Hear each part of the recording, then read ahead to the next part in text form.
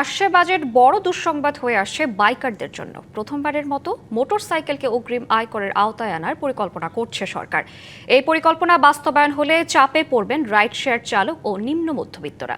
অর্থনীতিবিদ ও খাত সংশ্লিষ্টদের মধ্যে এ নিয়ে আছে মতপার্থক্য। তবে সরকারের করের আওতা ও রাজস্ব আয় বাড়ানোর লক্ষ্য পূরণে সবার আগে তথ্য উপাত্তের সঠিক হিসাব নিশ্চিতের তাগিদ তাদের। বাংলাদেশ সড়ক পরিবহন কর্তৃপক্ষের তথ্য অনুযায়ী দেশে বর্তমানে নিবন্ধিত মোটরসাইকেল অর্ধ কোটির কাছাকাছি। দৈনন্দিন যাতায়াত থেকে শুরু করে বাণিজ্যিক পরিসরে গত কয়েক বছরে ব্যবহার বেড়েছে এই দুই চাকার বাহনের। তবে আসছে বাজেটে মোটরসাইকেলকে অগ্রিম আয়করের আওতায় আনার কথা ভাবছে সরকার। ইঞ্জিন ক্ষমতা অনুযায়ী বছরে ২,০০০ থেকে ১০,০০০ টাকা পর্যন্ত আগাম আয়কর গুনতে হতে পারে। সরকারের এমন সিদ্ধান্তকে জুলুম বলে মনে করছেন ব্যবহারকারীরা।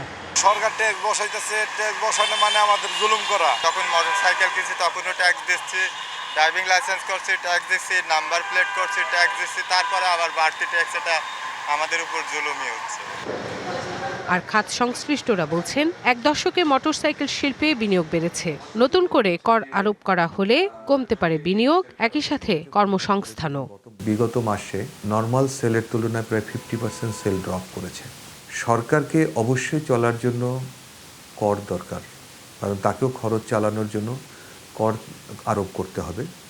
তবে কর আরোপ করার জন্য অনেকগুলো সেক্টর তো এখনও আনটাচ রয়ে গেছে, যেটা সরকার নিজেই জানে। বাইকারদেরকে দিতে পারে, কিন্তু সেটা একটা সহনীয় পর্যায়ে, এবং 150 সিসি পর্যন্ত বোধহয় অ্যাভয়েড করে চিন্তা করতে পারে।